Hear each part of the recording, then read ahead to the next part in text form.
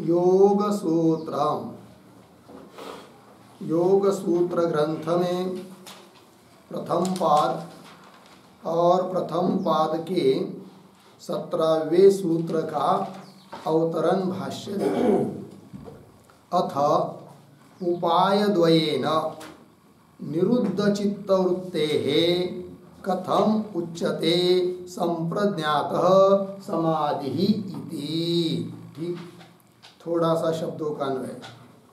अथ उपायद्वयेन निरुद्ध चित्तवृत्तेः संप्रज्ञातः समाधिः इति कथम उच्यते इति। ठीक है, चलिए भाई, तो बात यह चल रही है कि पीछे योगश्चित्तवृत्ति निरोधः इस दूसरे सूत्र में योग का अर्थात समाधि का सामान्य लक्षण किया था। फिर उसके बाद वृत्तियों का निरूपण हुआ और आगे जाकर फिर 12वें सूत्र में उन वृत्तियों का निरोध करने का उपाय बताया। अभ्यास वैराग्याभ्याम तन्निरोधः, अभ्यास और वैराग्य से उन वृत्तियों का निरोध होता है। फिर अभ्यास का क्या लक्षण है, स्वरूप है, इस बात को बताया 13 और 14 सूत्र में। फिर उसके बाद वैराग्य क्या है, तो वैराग्य की भी 2 प्रकार बताए थे, अपर वैराग्य और पर वैराग्य, कि जिसका विवेचन 15वें सूत्र में अपर वैराग्य का विवेचन हुआ और 16वें सूत्र में पर वैराग्य का विवेचन हुआ। ठीक है, तो उपाय भी वृत्तियों का निरोध करने का उपाय भी बता दिया। अब उपायों के द्वारा वृत्तियों का निरोध होने के बाद प्राप्त होने वाली जो समाधि है, उस समाधि का क्या स्वरूप है, समाधि का क्या लक्षण है, क्योंकि योगश्चित्तवृत्ति निरोधा ये तो समाधि का सामान्य लक्षण हुआ। फिर उस समाधि के जो दो मुख्य भेद है, संप्रज्ञात समाधि और असंप्रज्ञात समाधि। तो फिर संप्रज्ञात समाधि का लक्षण क्या है, ऐसा प्रश्न उपस्थित होने पर यह सूत्र आ रहा है। इसी सूत्र की 17वें नंबर के सूत्र की अवतरण पंक्ति जो हमने अभी पढ़ी, उसका अर्थ देखिए। अथ उपायद्वयेन, 2 उपायों के द्वारा, 2 उपाय कौन, अभ्यास और वैराग्य, इनके द्वारा चित्तवृत्तियों का निरोध हो गया। और चित्तवृत्तियों का निरोध जिस साधक का हुआ है, ऐसे साधक के लिए निरुद्ध चित्तवृत्तेः साधकस्य इत्यर्थः।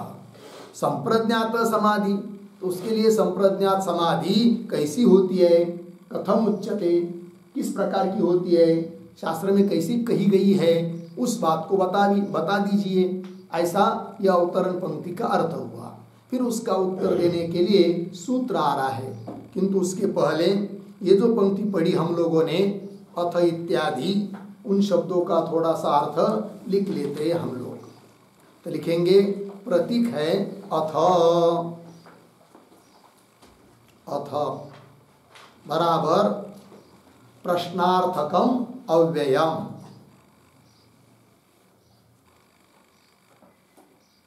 प्रश्नार्थकम अव्ययम। फिर आगे प्रतीक उपायद्वयेन, उपायद्वयेन बराबर अभ्यास वैराग्याभ्याम, अभ्यास वैराग्याभ्याम। फिर पुनः प्रतीक निरुद्ध चित्तवृत्तेः, निरुद्ध चित्तवृत्तेः बराबर निरुद्ध राजस तामस वृत्तेः, निरुद्ध राजस तामस वृत्तेः पुरुषस्य, वृत्तेः पुरुषस्य, कौंस में लिखिए साधकस्य, कौंस बंद। फिर आगे प्रतीक कथम बराबर कई प्रकार भेदैः, कई प्रकार भेदैः। फिर आगे प्रतीक संप्रज्ञातः, बराबर संप्रज्ञात योग,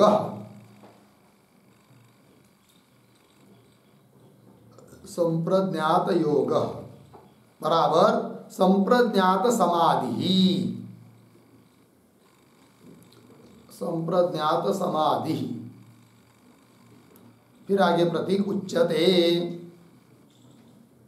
बराबर शास्त्रेषु कथ्यते इत्यर्थः, शास्त्रेषु कथ्यते इत्यर्थः। ठीक, देखिए भाई अर्थ। अतः ये प्रश्न करने के लिए अव्यय आया यहाँ पर। फिर आगे उपाय द्वयन, दो उपाय मतलब अभ्यास और वैराग्य, जो कि चित्त वृत्तियों का निरोध करने का उपाय है। अभ्यास और वैराग्य, उनके द्वारा निरुद्ध चित्त वृत्ति है। संप्रज्ञात समाधि में सात्विक वृत्ति रहती है, राजस तामस वृत्तियों का निरोध हुआ रहता है। और असंप्रज्ञात समाधि में तो वो सात्विक वृत्ति भी नहीं रहती है, वो आगे आएगा विषय। किंतु निरुद्ध चित्त वृत्ति है, इसका अर्थ कर दिया फिर निरुद्ध राजस तामस वृत्ति है। राजस और तामस वृत्तियों का निरोध हो चुका है जिस पुरुष का, जिस साधक का, तो उसके लिए कथम संप्रज्ञात उच्यते। कथम का मतलब कई ही प्रकार भेद, कौन से प्रकार भेद से संप्रज्ञात योग अर्थात संप्रज्ञात समाधि उस साधक के लिए शास्त्र में कही गई है, वो हमको बता दीजिए। ये हुआ पंक्ति का अर्थ, प्रश्न हुआ। फिर उत्तर के लिए सूत्र आ रहा है, तो सूत्र का उच्चारण कर लेते हैं। वितर्क विचारानंदा स्मितानुगमात् संप्रज्ञातः, वितर्क विचारानंदा स्मितानुगमात्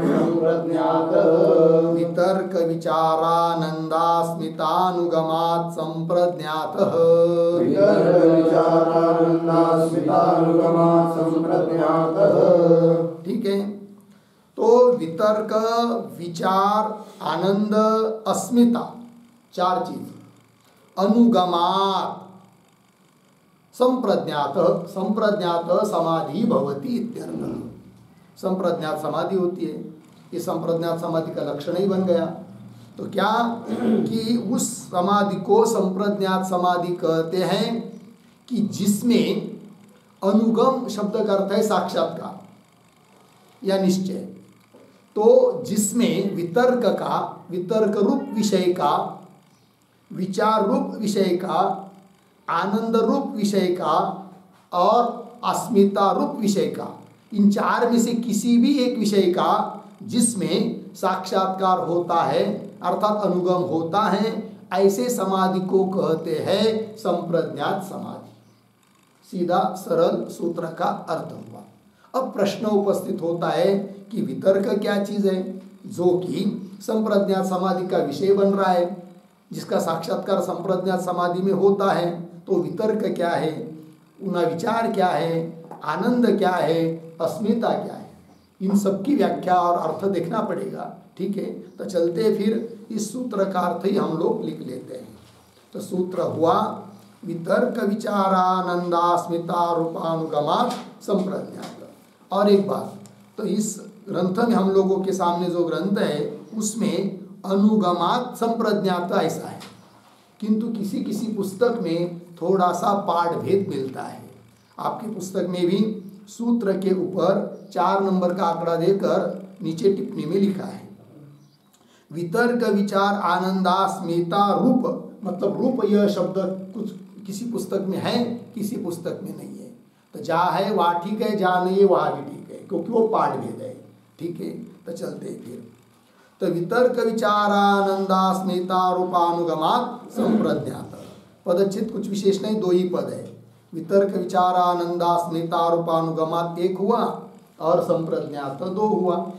चलते फिर इसका विवरण लिखते हैं। विवरणम बराबर आगे प्रतीक संप्रज्ञात,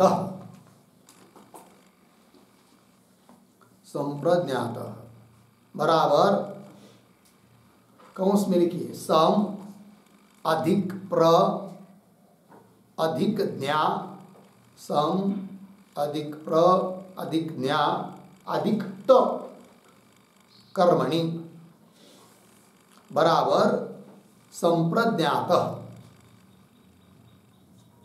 संप्रज्ञातः कंस बंद। फिर आगे सम बराबर सम्यक, सम बराबर सम्यक बराबर संशय विपर्यय रहितत्वेन, संशय विपर्यय रहितत्वेन, रहितत्वेन। फिर आगे प्रतीक के प्र अधिक ज्ञा बराबर प्र अधिक ज्ञा बराबर प्रज्ञायते, प्रज्ञायते बराबर प्रकर्षेण ज्ञायते, प्रकर्षेण ज्ञायते, ज्ञायते भाव्यस्य,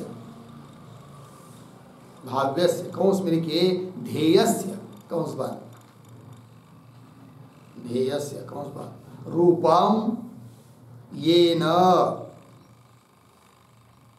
येन सह संप्रज्ञातः समाधि, सह संप्रज्ञातः समाधि कंस में लिखिए भावना विशेष, भावना विशेष कंस बंद पूर्ण विराम। आगे सह,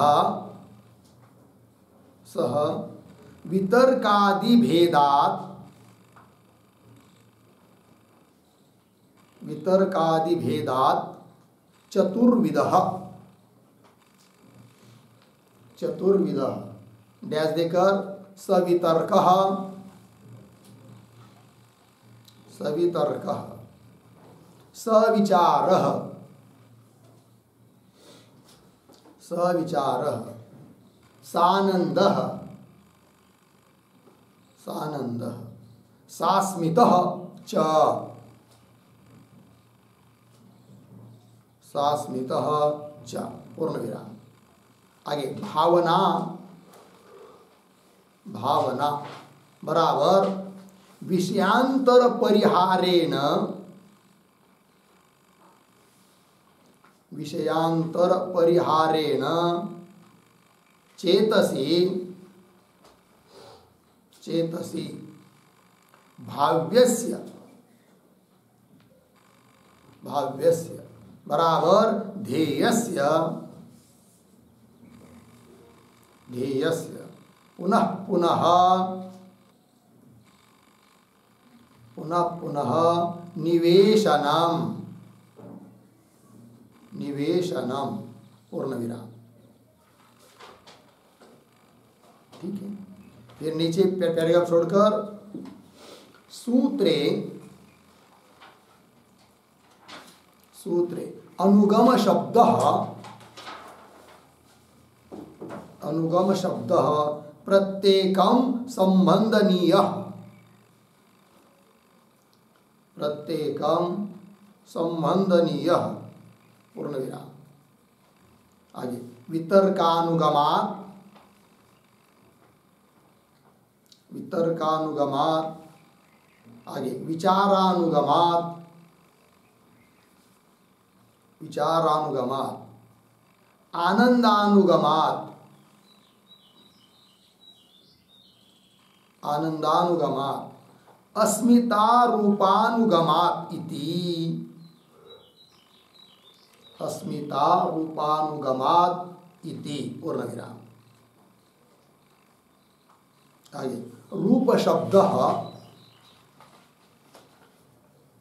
रूप शब्द मात्रार्थ, मात्रार्थ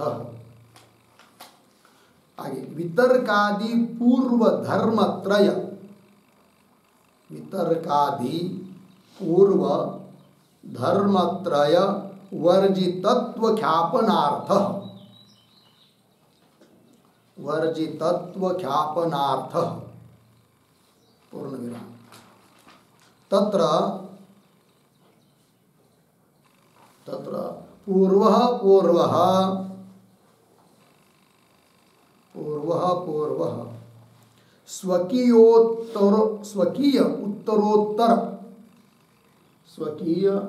उत्तरोत्तर धर्मानुगतः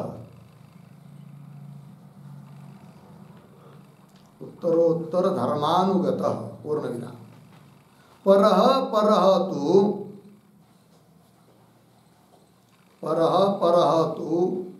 पूर्व धर्म विकलः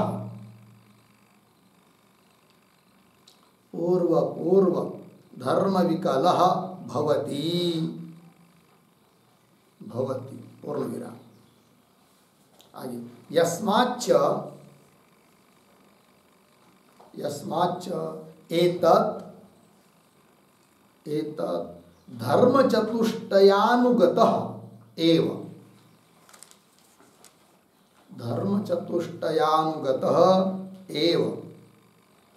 अयं संप्रज्ञात समाधि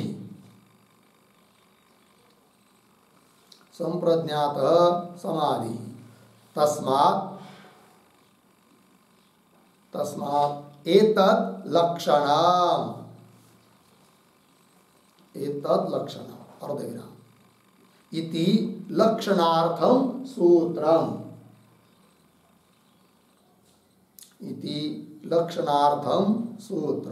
पूर्ण विराम आगे लोके अपि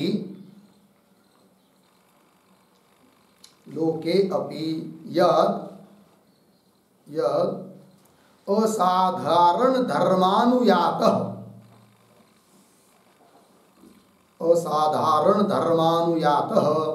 सः तल्लक्षणः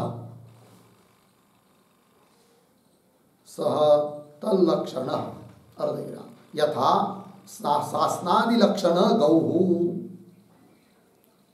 शासनादिलक्षण गौः इति।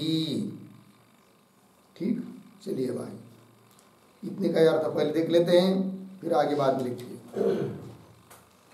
तो इस सूत्र में जो संप्रज्ञात शब्द आया है उसका क्या विग्रह है, उत्पत्ति है, वो आपको लिख के दिया। संप्रज्ञात इस शब्द में दो उपसर्ग है, सम और प्र, फिर आगे ज्ञा धातु है और कर्मणि कर्म में त प्रत्यय हुआ है, तब शब्द बना संप्रज्ञात। फिर इसका अर्थ क्या होता है, तो सम का अर्थ है सम्यक। सम्यक का मतलब होता है संशय विपर्य रहितत्वेन, संशय और विपरीत भावना से रहित, संशय भ्रम से रहित, जो जानना है।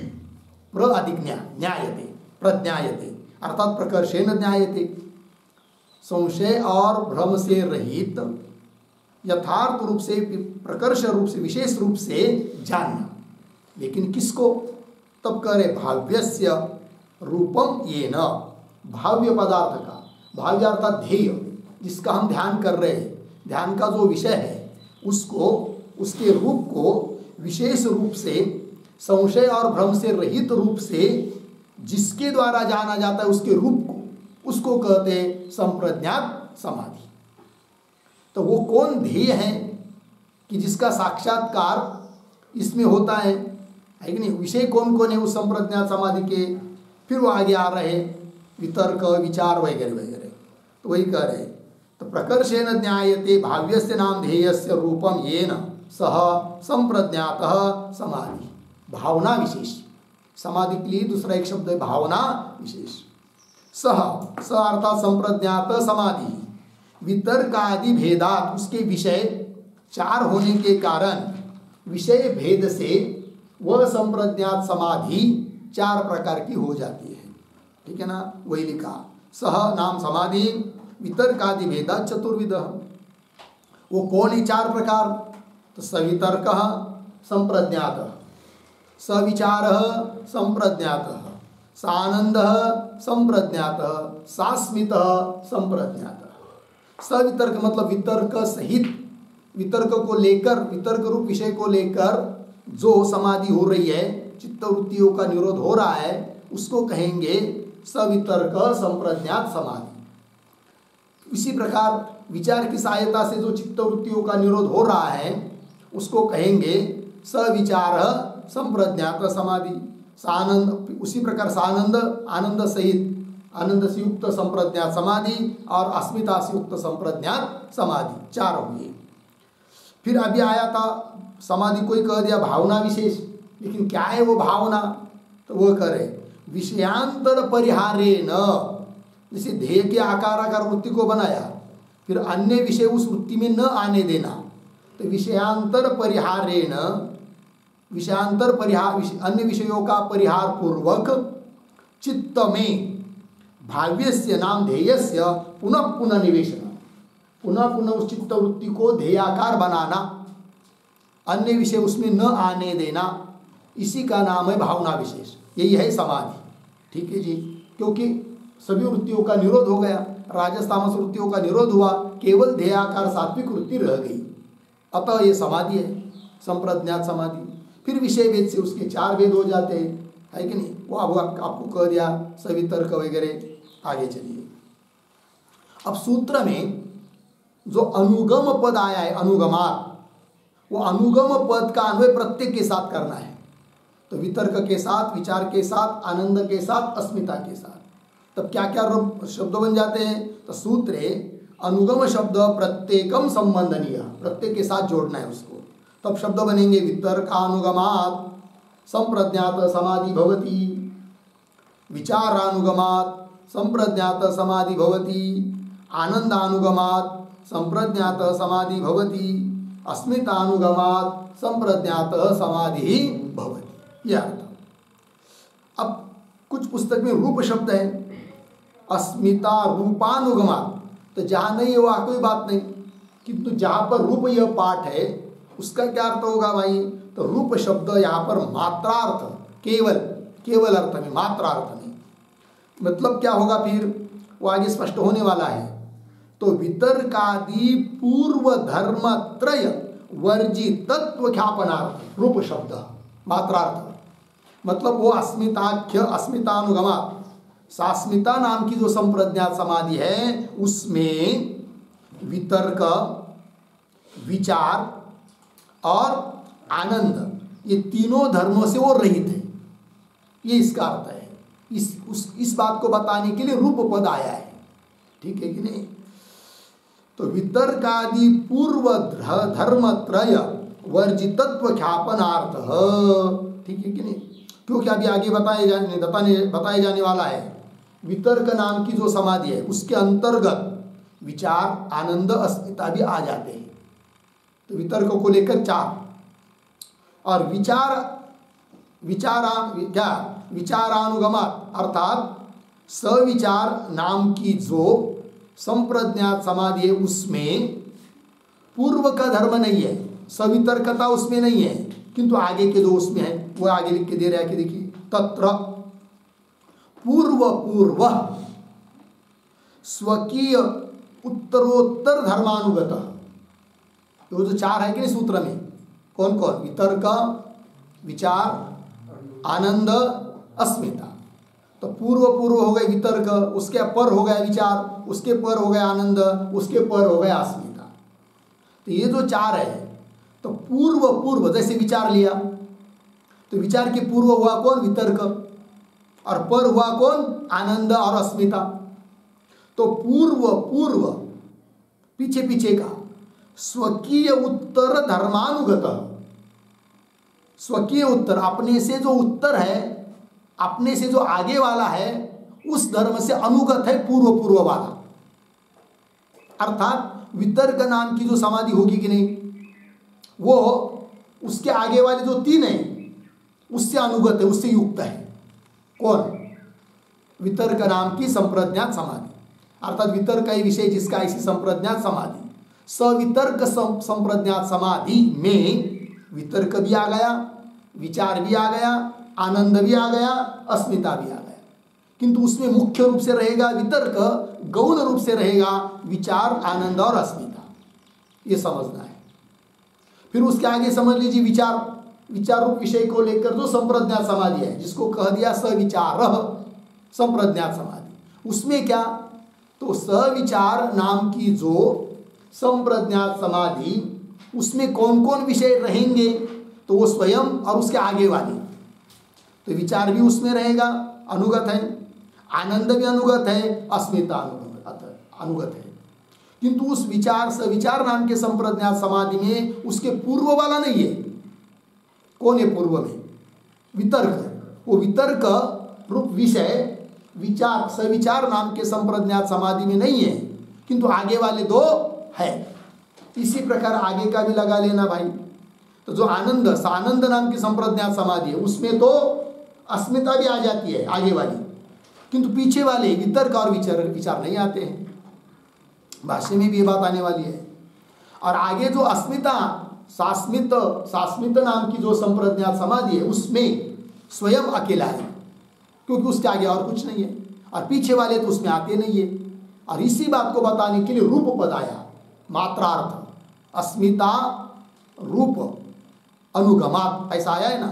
हाँ, तो वही कह रहे तत्र पूर्व स्वकीय उत्तरोत्तर धर्मानुगत और परह तु पूर्व धर्म विकल, आगे वाला पीछे के धर्म से रहित है। जैसे आगे वाला लिया विचार, वह पीछे के धर्म से वितर्क से रहित है। आगे वाला लिया आनंद, वो पीछे वितर्क और विचार से रहित है। और आगे वाला लिया समझ लीजिए अस्मिता, सूत्र में है, वह कैसा है फिर? वितर्क विचार और आनंद से रहित है। वही बात बता दिया। तो परह तो आगे वाला तो पूर्व धर्म विकल, पीछे के धर्म से रहित है। लगा इतना? ये बात हो गई। और आगे करें, यस्माच्च एतत् धर्म चतुष्टयानुगत, जिस कारण से यह संप्रज्ञात समाधि धर्म चतुष्टयानुगत, चार धर्मों से अनुगत है, चार धर्म से युक्त है। वितर्क विचार आनंद और अस्मिता, बरोबर। अनुगत तो वही उसका लक्षण बन जाता है। अनुगत एव अयम संप्रज्ञात समाधि तस्मात् एतत् लक्षण, यही उसका लक्षण बन गया। तो क्या इन चार विषयों से, चार में से कोई एक भी रह सकता है, इन चार में से कोई एक भी विषय से युक्त जो समाधि, उसको कहेंगे क्या? संप्रज्ञात समाधि। ये इसका, क्योंकि इसका यह असाधारण धर्म है। और असाधारण धर्म ही क्या बन जाता है? लक्षण। असाधारण धर्म लक्षणम, ऐसा आता है कि नहीं? इति लक्षणार्थम सूत्रम, संप्रज्ञात समाधि का लक्षण करने के लिए ही यह सूत्र आया है। और लोक व्यवहार में भी यही बात चलती है। वही कह रहे, लोके अपि यद असाधारण धर्मानुयात, जो असाधारण धर्म से युक्त होता है, सह वही असाधारण धर्म ही उसका, उस वस्तु का क्या बन जाता है? लक्षण। जैसे गंधवत्वम पृथ्व्या लक्षणम, क्योंकि गंध पृथ्वी के लिए क्या है? असाधारण धर्म है। असाधारण मतलब जो केवल पृथ्वी में ही रहता है, अन्य में नहीं रहता है, अतः वह उसका असाधारण धर्म होने से पृथ्वी का लक्षण बन जाता है। उसी प्रकार यहाँ पर इन चार में से कोई एक विशेष युक्त रहना, युक्त जो समाधि है, उसी का नाम है संप्रज्ञात समाधि। ये लक्षण बन गया। लोके अपि यद असाधारण धर्मानुयात स तल्लक्षण, यथा उदाहरण दिया शासनादि लक्षण गौ, गाय का लक्षण किया। तो क्या लक्षण किया भाई गाय का? जो शासनादि वाली है उसको गाय कहते हैं। शासना कहते गल कंबल, उसके गले के नीचे एक कंबल पोड़ी होती है ना मांस की, अन्य किसी पशु के लिए वो नहीं होती है, केवल गाय के लिए ही होती है। इसलिए शासनादि वाली जी उसको कहते हैं क्या? गौ। वो उसका असाधारण धर्म होने के कारण उसका लक्षण बन गया। उसी प्रकार इन चार धर्म से युक्त ये समाधि होने के कारण, इन चार में से किसी भी धर्म से युक्त हो, उस समाधि को कहेंगे क्या? संप्रज्ञात समाधि। होगा इतना? अब आगे और थोड़ा लिखते हैं पैराग्राफ छोड़कर। एवं संप्रज्ञात योगस्य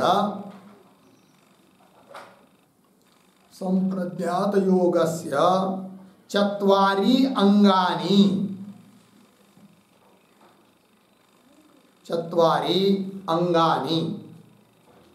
वितर्क विचार आनंद अस्मिताख्यानि। वितर्क विचार आनंद अस्मिताख्यानि। अस्मिताख्यानि पूर्णविराम। तथा च वितर्कादीनां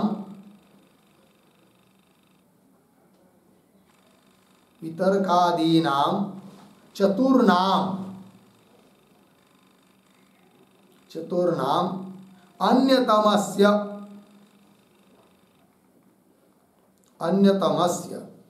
यत्र विद्यमानता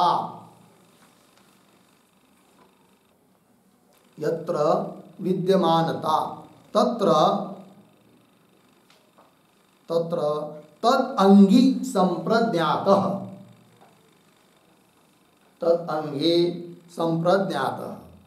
अर्धविराम। आगे साक्षात्कार विशेष रूपैः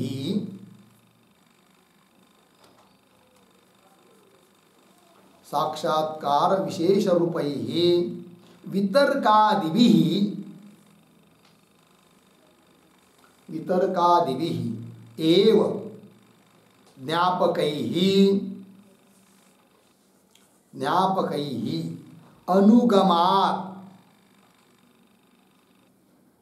अनुगमात् बराबर स्वव्यापकस्य अंगिनः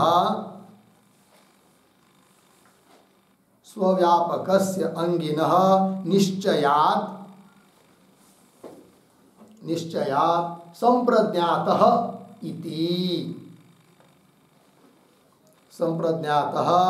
इति।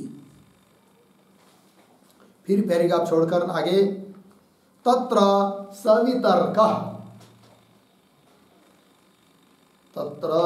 सवितर्कः बराबर विशेषेण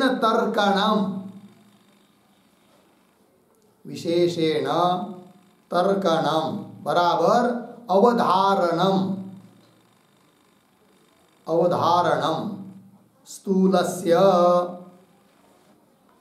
स्थूलस्य इति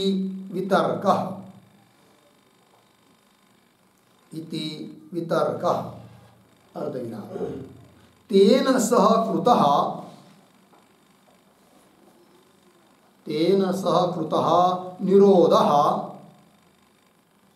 निरोधः सवितर्कः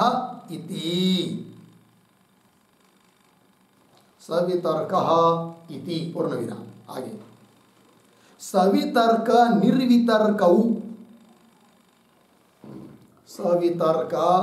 निर्वितर्कौ च अस्य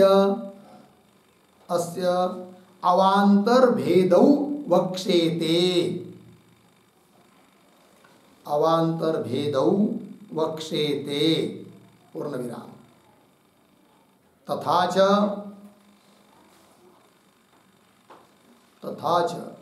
स्थूलालंबने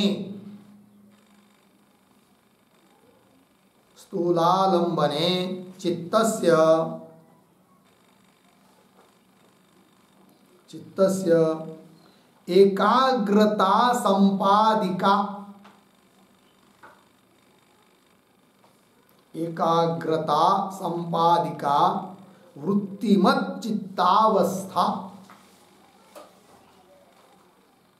वृत्तिमत् चित्तावस्था इति यावत्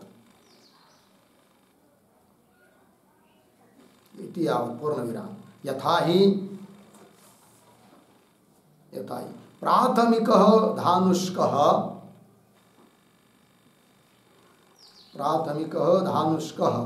स्थूलम एव लक्ष्यं विद्यति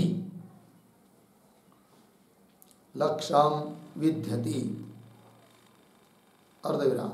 ततः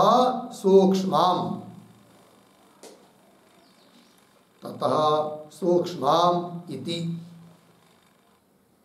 पूर्णविराम।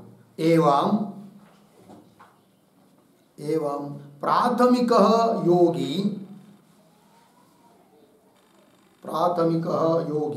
स्थूलम एव स्वप्रियं पांचभौतिकम वस्तु, पांचभौतिकम वस्तु परमेश्वर अर्चादिकम, परमेश्वर अर्चादिकम साक्षात करोति, साक्षात करोति अर्धविराम। तत्र तेन, तत्र तेन एकाग्रता भवति, एकाग्रता भवति। सः अयं सवितर्कः, सः अयं सवितर्कः संप्रज्ञातः समाधिः इति, संप्रज्ञातः समाधिः इति। ठीक, चलिए भाई अर्थ देखते हैं। तो देखिए, एवं संप्रज्ञात योगस्य, संप्रज्ञात योग, योग मतलब समाधि, संप्रज्ञात समाधि के 4 अंग हुए ऊपर कहे हुए के अनुसार। कौन कौन है वो? वितर्क, विचार, आनंद और अस्मिता, अस्मिताख्यानी, इस नाम वाले 4 अंग हुए। तथा च वितर्कादि नाम चतुर्नाम, वितर्कादि जो 4 है, इन 4 में से अन्यतमस्य यत्र विद्यमानता, अन्यतम 4 में से कोई भी एक जहाँ विद्यमान रहता है वहाँ समझ लेना कि वो संप्रज्ञात ही समाधि है, ये बात। अन्यतमस्य यत्र विद्यमानता तत्र, वहाँ पर तद अंगी संप्रज्ञात, जहाँ अंग रहता है वहाँ अंगी रहता ही है कि नहीं? जहाँ जहाँ धूम है वहाँ वहाँ वन्नी, उन 4 में से कोई भी एक जहाँ रहता है वहाँ वो रहता ही है संप्रज्ञात समाधि, ये समझ लेना। तत्र तदंगी संप्रज्ञात, ठीक है। आगे तो इसको वितर्कानुगमात ऐसा कह दिया गया है। तो अनुगम मतलब क्या? तो वितर्क का साक्षात्कार होता है जिससे, ये अर्थ हुआ एक। अनुगम शब्द का दूसरा अर्थ है निश्चय, तो उसको लेकर क्या अर्थ बनेगा वो दे रहे। तो साक्षात्कार विशेष रूप ही वितर्कादि, साक्षात्कार प्रत्यक्ष विशेष रूप वाले जो वितर्कादि विषय, उनके द्वारा ही, वो ज्ञापक है, उन ज्ञापकों के द्वारा वितर्कादि जो साक्षात्कार विशेष स्वरूप है विषय, उन ज्ञापकों के द्वारा ही जिसका अनुगम किया जाता है। अनुगम का मतलब निश्चय किया जाता है, किसका? अपने से व्यापक का। तो वितर्क हुआ एक अंग और उससे व्यापक हुआ अंगी, सवितर्क संप्रज्ञात समाधि। तो वही कह रहे अनुगमात मतलब स्वव्यापकस्य अंगिन निश्चया, स्व वितर्कादि, वितर्क विचार वगैरह वगैरह, और उससे व्यापक अंगी हुआ कौन? संप्रज्ञात समाधि। उसका निश्चय किया जाता है वितर्कादि के द्वारा, जो कि ज्ञापक है। तो ज्ञापक ऐसे जो वितर्कादिकों का प्रत्यक्ष साक्षात्कार उनके द्वारा निश्चय किया जाता है अपने से व्यापक अंगी का, ऐसा वो समाधि हो गई क्या? सवितर्क संप्रज्ञात समाधि। वही कह रहे स्वव्यापक अंगिना निश्चयात संप्रज्ञात समाधि भवति। लग गया जी? आगे चलिए। अब प्रश्न होता है कि सवितर्क संप्रज्ञात समाधि में विषयभूत जो वितर्क, वो क्या चीज है? तो उसको समझा रहे, आगे लिख के दिया आपको। तत्र सवितर्क, सवितर्क में वितर्क शब्द, वितर्क वितर्केन सहित सवितर्क। तो वितर्क क्या चीज है? तो वितर्क का अर्थ कर रहे विशेषेण तर्कणम, वितर्क विशेषण, विशेष रूप से तर्कणम, तर्कणम मतलब क्या? अवधारणम, ठीक है ना? किसका? लेकिन अवधारण मतलब निश्चय। तो विशेष रूप से निश्चय किया जाता है कि नहीं? निश्चय जो है उसको कहते हैं वितर्क। निश्चित वितर्क, विशेष रूप से निश्चय, वितर्क शब्द का अर्थ हुआ। लेकिन किसका? विशेष रूप से निश्चय किसका? तब आगे आया स्थूलस्य, स्थूल पदार्थों का। किसी भी पंचमहाभूतों का कार्य स्वरूप, पंचमहाभूत पांच भौतिक पदार्थ है कि नहीं, उसमें से कोई भी एक वो हुआ क्या? स्थूल पदार्थ। और उसका विशेष रूप से अवधारण, धारण, निश्चय या साक्षात्कार जिसमें होता है वो हुआ सवितर्क। वही कह रहे विशेषेण तर्कणम अवधारणम स्थूल स्थिति वितर्क तेन सकृत, ऐसे किसी पांच भौतिक स्थूल पदार्थ की सहायता से जो समाधि अर्थात चित्तवृत्ति का निरोध, ध्यान दीजिए, तो चित्तवृत्ति का निरोध ही क्या है? समाधि है। किंतु वह वृत्तियों का निरोध अर्थात समाधि सिद्ध करने के लिए सहाय्य रूप से लिया कौन? पांच भौतिक पंचभौतिक कोई स्थूल पदार्थ है कि नहीं? किसी स्थूल पदार्थ पर ध्यान लगाया तो उस स्थूल पदार्थ की सहायता से वृत्तियों का निरोध हो रहा है ना, इसलिए इसको क्या कहेंगे? सवितर्क संप्रज्ञा समाधि, क्योंकि वितर्क का स्थूल पदार्थ का जिसमें अवधारण हो रहा है, साक्षात्कार हो रहा है, ठीक है ना। तो तेन सकृत निरोध सवितर्क है, वो सवितर्क समाधि हो गई, लेकिन नहीं। आगे सवितर्क और निर्वितर्क ऐसे भी आता है भेद इसका ही, किंतु उसका विचार आगे होने वाला है, ठीक है ना, आगे के सूत्रों में। सवितर्क निर्वितर्क च अस्य अवांतर भेदो, बीच वाले उसके भेद है, वो आगे कहे जाएंगे, उसका विचार याद छोड़ दीजिए, अभी नहीं करना है। तथा च कुल मिलाकर क्या हुआ फिर चिंतन? स्थूलालंबने, आलंबन, चित्त के लिए आलंबन चाहिए, चित्त के लिए विषय चाहिए, किंतु वो विषय दिया गया कौन सा? स्थूल, सूक्ष्म नहीं, ठीक है ना। तो स्थूलालंबने चित्तस्य एकाग्रता संपादिका, एकाग्रता को संपन्न कराने वाला, चित्त के एकाग्रता को संपन्न कराने वाला जो स्थूल आलंबन है कि नहीं?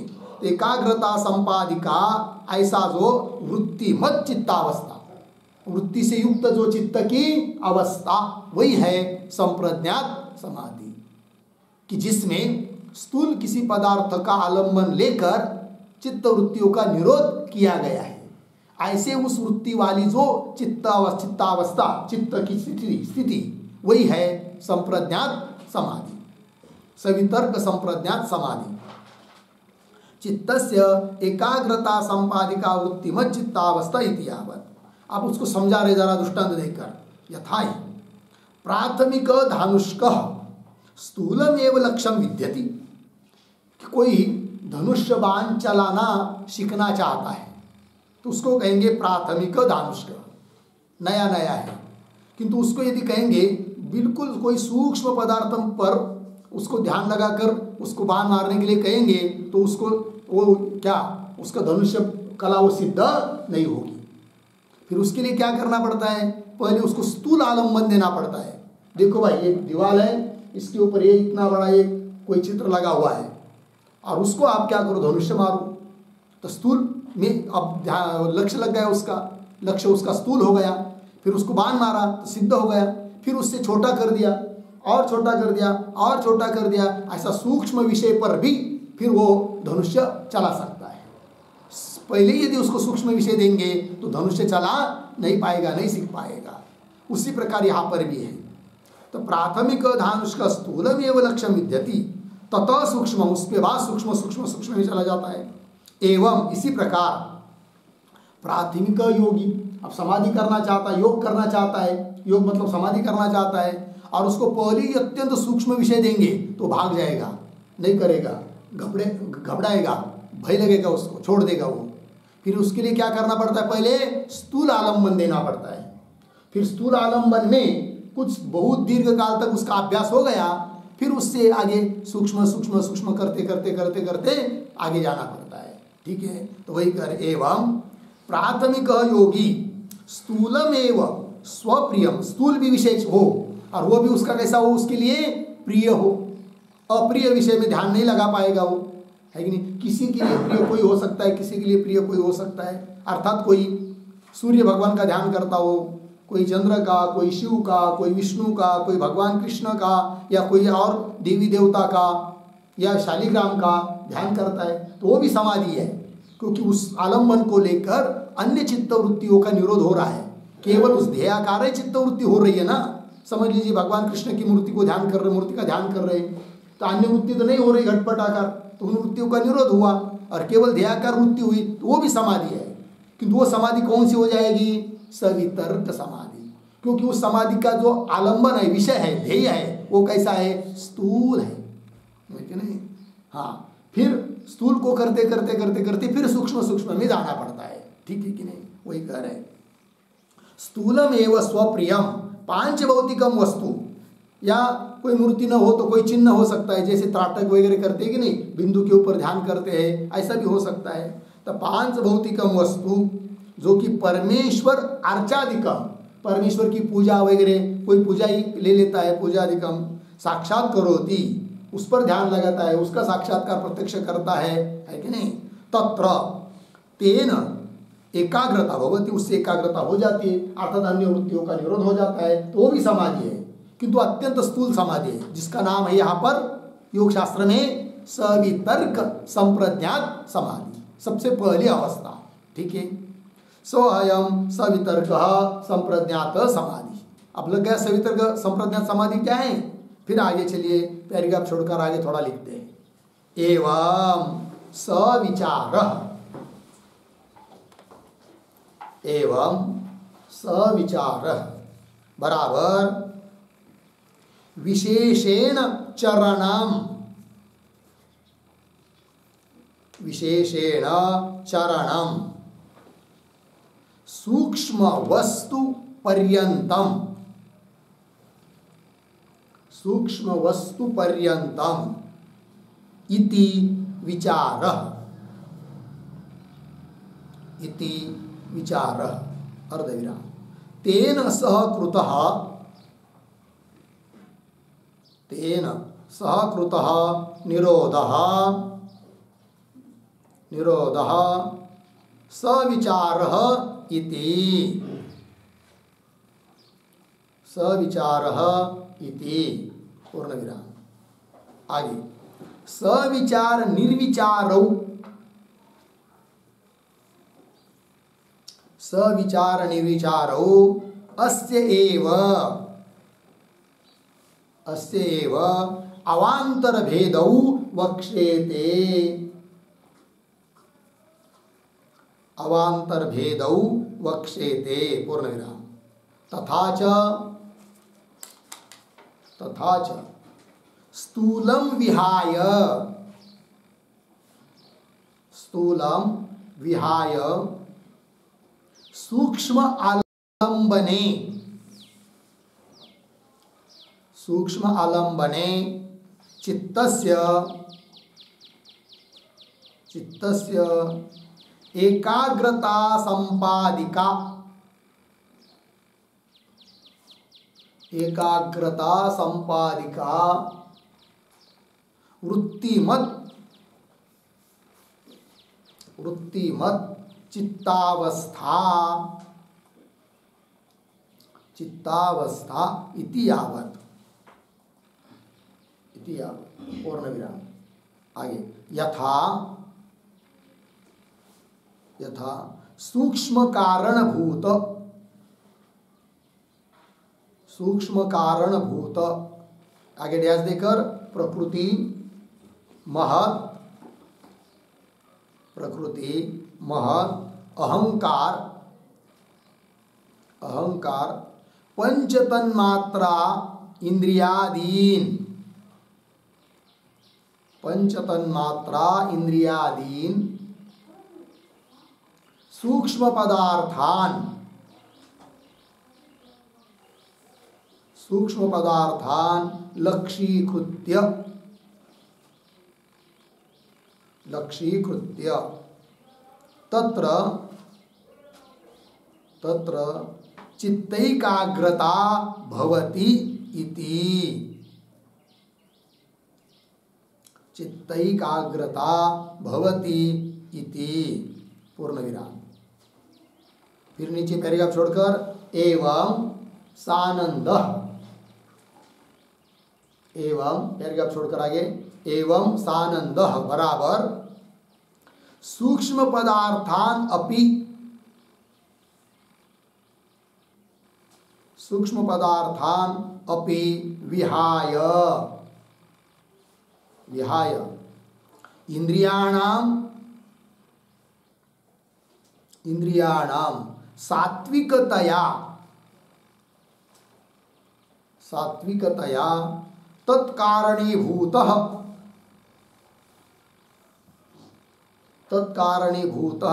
अहंकारः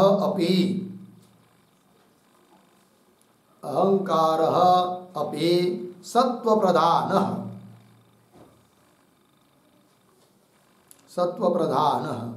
आनंदपूर्णः इति।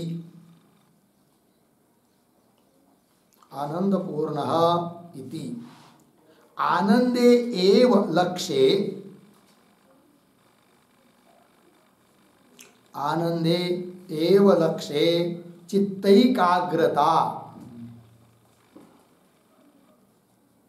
चित्तैकाग्रता सानंदः इति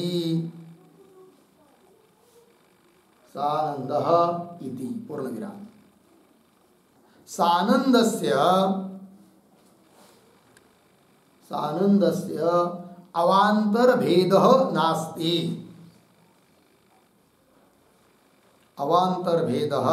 नास्ति। ठीक हो गया। अब इतने का अर्थ पहले समझ लेते हैं। चलिए भाई, तो सवितर्क समझ में आ गया। अब सविचार नाम की जो संप्रज्ञात समाधि है वो क्या है भाई, तो उसको बता रहे। एवं सविचार विचारेण सहित सविचार। लेकिन विचार क्या है, विचार शब्द का अर्थ बता रहे।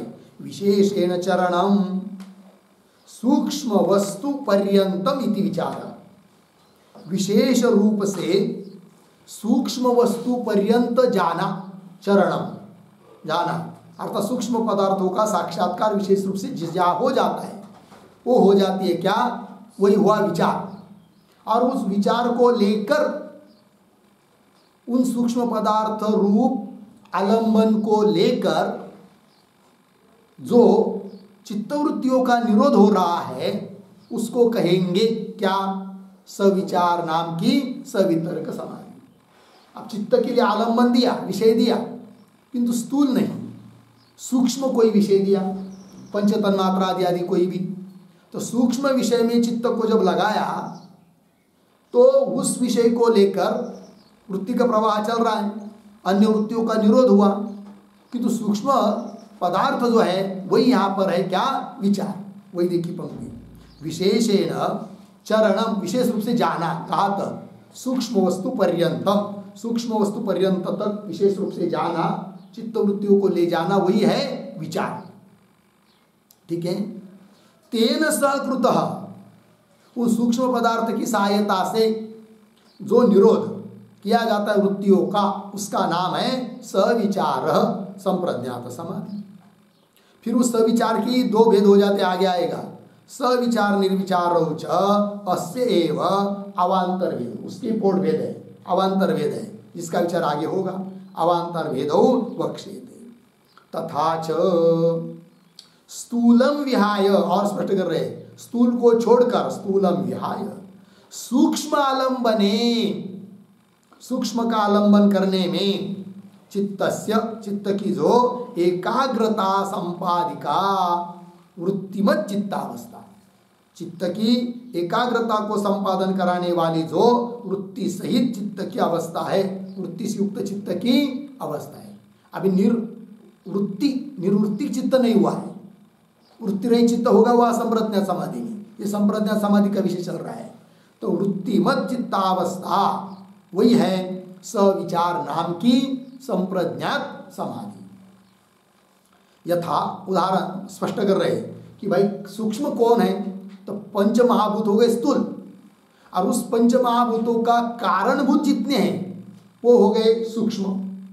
जैसे पंच महाभूतों का कारण है कौन, पंच तन्मात्रा, तो पंच महाभूतों से वो सूक्ष्म हो गई।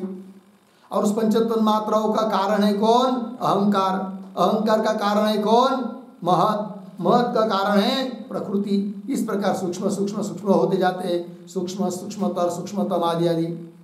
यथा सूक्ष्म कारण भूत प्रकृति महत अहंकार पंच तन्मात्रा इंद्रियाधीन सूक्ष्म पदार्थान लक्ष्य कृत्य, इसमें से कोई भी सूक्ष्म पदार्थ को लक्ष्य करके, है कि नहीं, ध्येय बनाकर तत्र चित्त एकाग्रता, वहाँ पर जो चित्त की एकाग्रता होती है वही निरोध है, वही समाधि है, किंतु उसका नाम है सविचार संप्रज्ञात समाधि। ठीक है, आगे लिख के दिया आनंद, है कि नहीं? तो आनंदानुगत संप्रज्ञात समाधि, इसको यहाँ पर कर दिया सानंद, आनंद से वो क्या है?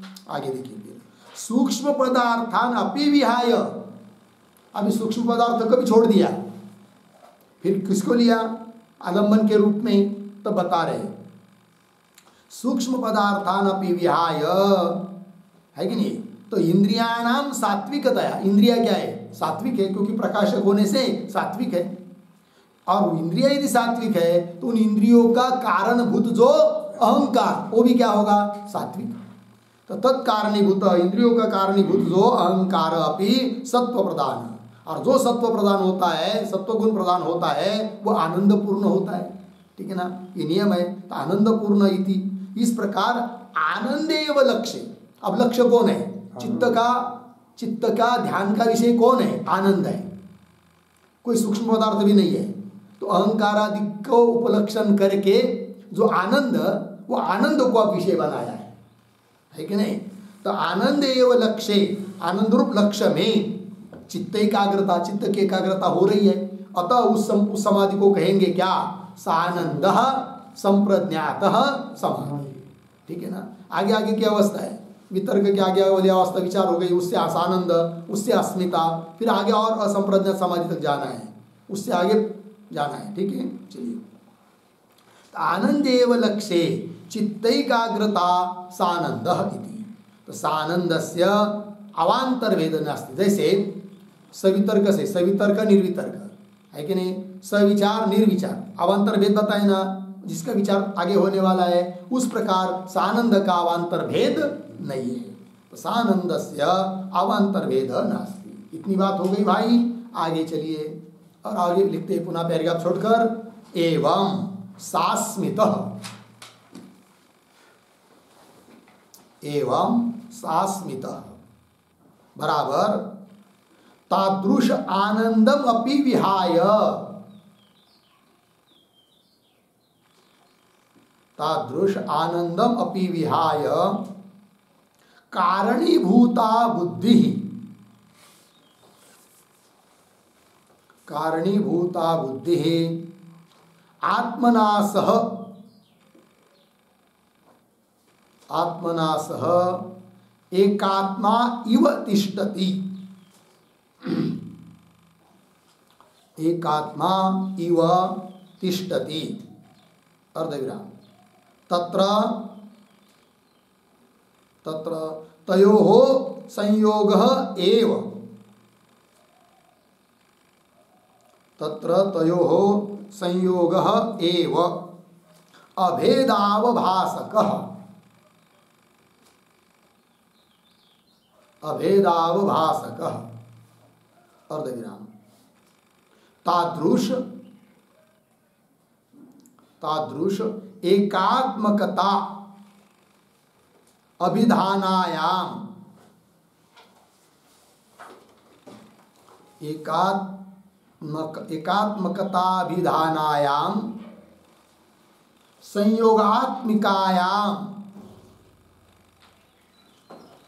संयोगात्मिकायाम सूक्ष्मतमायाम, सूक्ष्मतमायाम लक्षीभूतायाम, लक्षीभूतायाम यत् चित्तस्य, यत् चित्तस्य एकाग्रता, एकाग्रता सह सह सास्मित संप्रज्ञातः इति, सास्मित संप्रज्ञातः इति पूर्णविराम। आगे अस्य अवान्तर भेदः नास्ति इति, अस्य अवान्तर भेदः नास्ति इति पूर्णविराम। आगे वृत्तिभिः, वृत्तिभिः स्थूल सूक्ष्म, स्थूल सूक्ष्म सूक्ष्मतर, सूक्ष्मतर सूक्ष्मतम विषयाः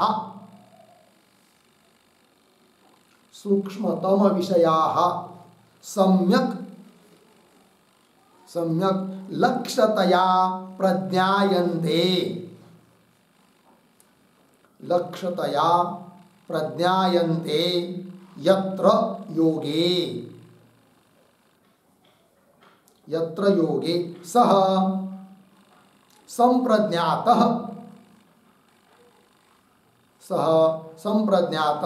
इति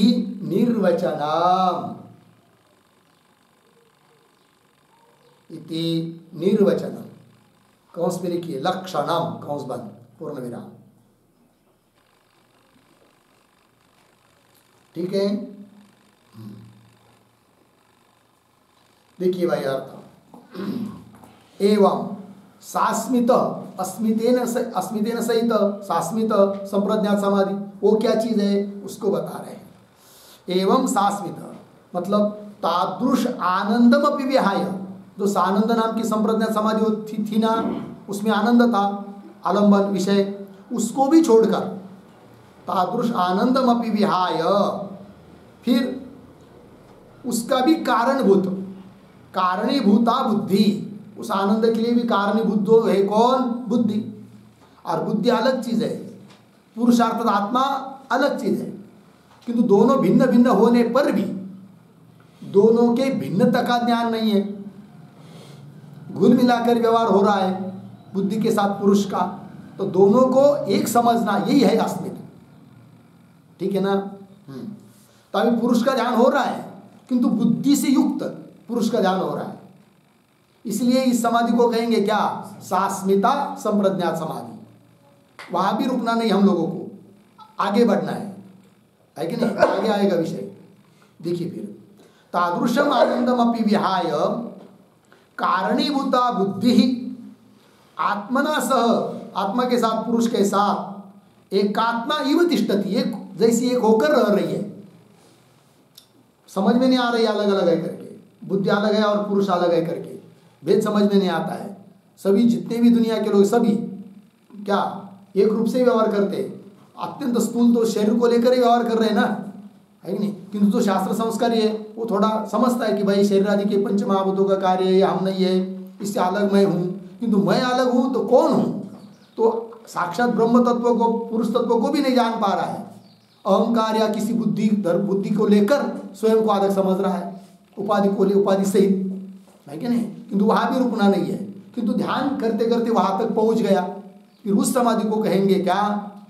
सास्मितः संप्रज्ञात समाधि। वही देखिए, तो कारणीभूता बुद्धि ही आत्मना स एकात्मा इव, एक जैसी होकर ही तिष्ठति, एकात्मा इव तिष्ठति। तत्र तयोः संयोग एव, उन दोनों का जो संयोग है बुद्धि और आत्मा का, वही अभेदावासक, अभेद का द्योतक अभेद दिखा रहा है।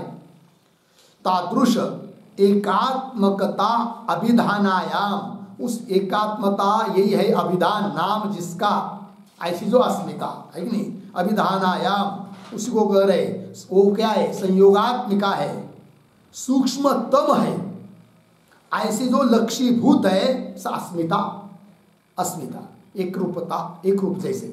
तो लक्षीभूतायाम यद, उसमें जो चित्त की एकाग्रता अस्मिता में, बुद्धि सहित पुरुष में एक जैसे जो दिखाई दे रहे हैं, उसमें चित्तस्य एकाग्रता सह सास्मित संप्रज्ञात, अस्मिता सहित सास्मित संप्रज्ञात समाधि, ऐसी संप्रज्ञात समाधि हो गई वो अस्मिता से युक्त।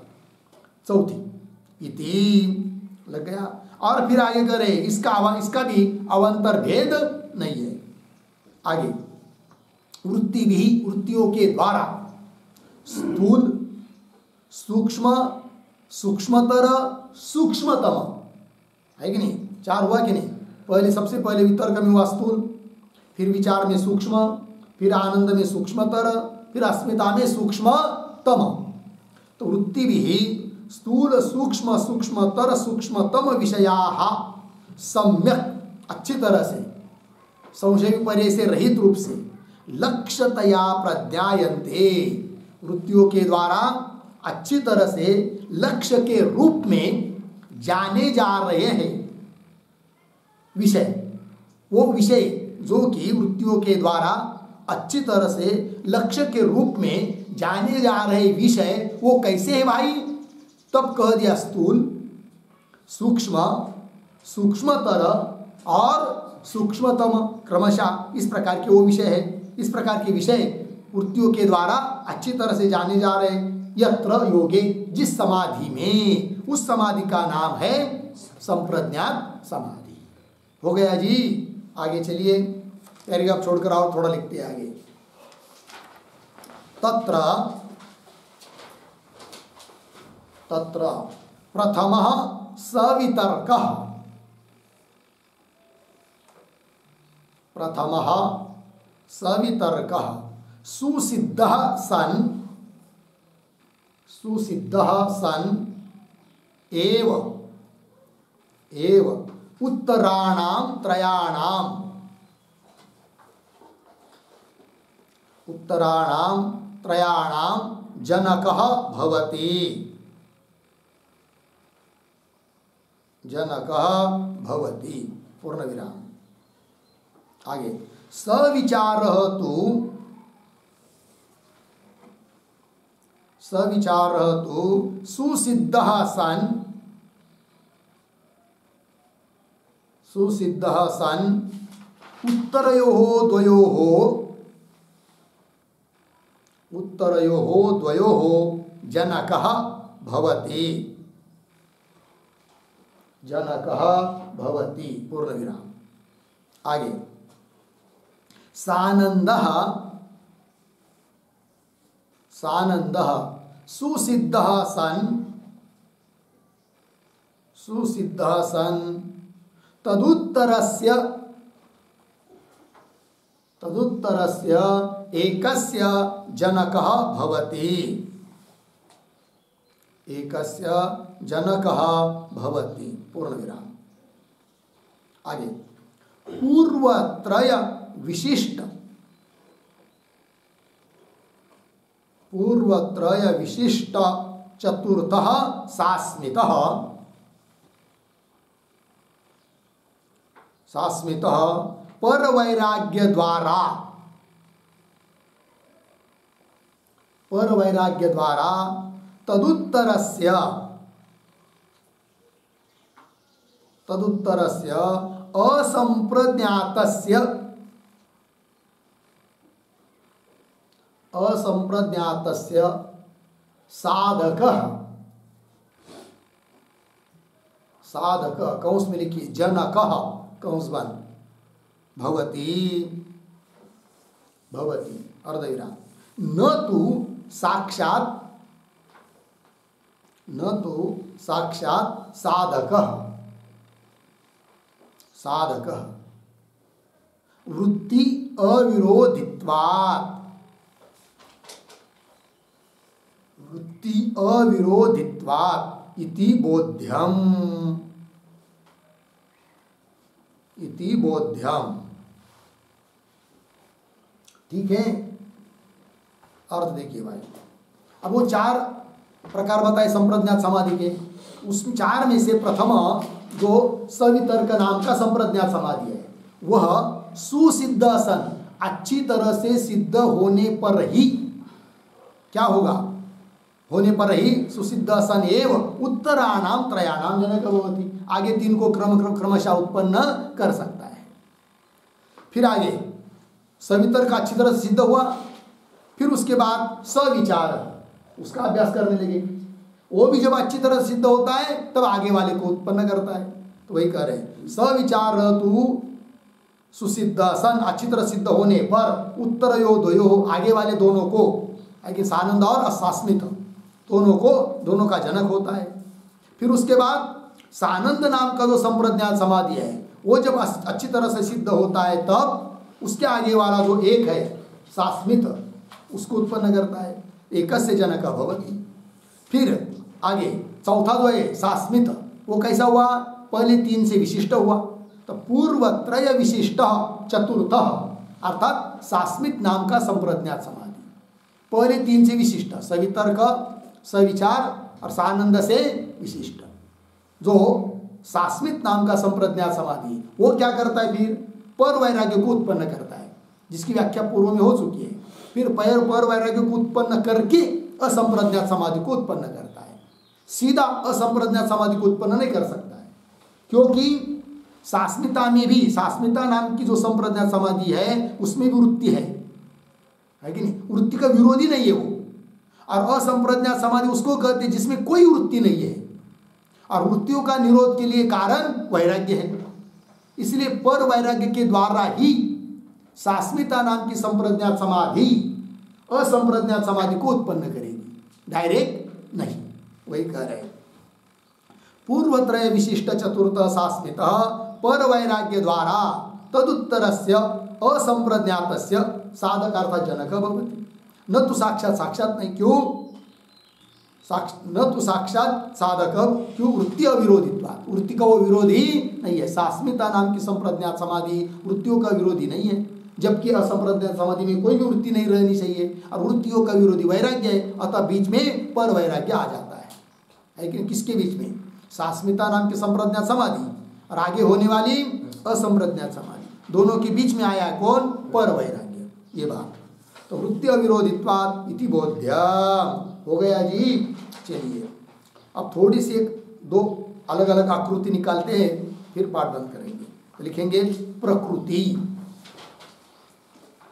प्रकृति, उसके नीचे लिखिए, नीचे की पंक्ति में उसके नीचे डैश देकर, नीचे की तरफ बांध देकर महत्, फिर उसके नीचे अहंकार, फिर उस अहंकार के नीचे बांध देकर दो भेद दिखाएंगे, दो पॉइंट। उसमें एक में एकादश इंद्रियाणि और दूसरे पॉइंट में पंच तन्मात्राणि।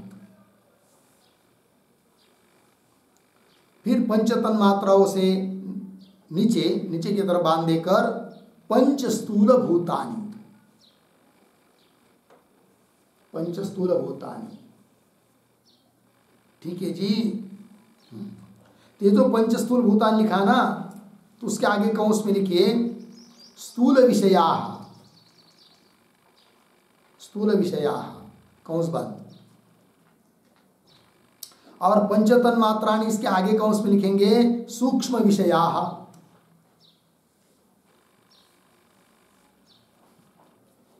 फिर अहंकार आदि के सामने लिखेंगे सूक्ष्मतर विषयः। फिर महत् के आगे कौंस में लिखेंगे सूक्ष्मतम विषय। महत् मतलब वही बुद्धि तत्व, सूक्ष्मतम विषय। ठीक है ना। आइए भाई, प्रकृति से महत् तत्व उत्पन्न होता है, महत् तत्व से अहंकार, अहंकार से पंचतन मात्रा और एकादश इंद्रिय, और पंचतन मात्रा से उत्पन्न होते पंचस्थूल भूत। फिर उन पंचस्थूल भूतों से पांच भौतिक कार्य। तो ये सब पंचभूत और पंचभूतों का कार्य, ये सब स्थूल विषय है। उसका कारणभूत जो पंचतन मात्रा, ये सूक्ष्म विषय हुआ। फिर उसका भी कारणभूत अहंकार वगैरह, वो सूक्ष्मतर हुआ, है कि नहीं, जिसको लेकर सानंद नाम की संप्रज्ञात समाधि बनती है। फिर उसके भी कारण जो महत्त्व अर्थात बुद्धि तत्व, तो बुद्धि तत्व और पुरुष का अभेद रूप से जो अस्मिता है, उसको लेकर जो सास्मित नाम की संप्रज्ञात समाधि बनती है, उसका विषय हुआ सूक्ष्मतम। ये बात लगी। आइए आगे, फिर आगे लिखते हैं दूसरा नकाशा समाधि। समाधि, बीच में पंक्ति के बीच में शब्द लिखेंगे समाधि। फिर उसके अधोरेखा करके दो पॉइंट दिखाएंगे। एक में, पहले में संप्रज्ञातः और दूसरे में असंप्रज्ञातः। असंप्रज्ञात, अभी जो संप्रज्ञात लिखा ना, उसके आगे कौंस में लिखिए आलंबन विषय भेदात,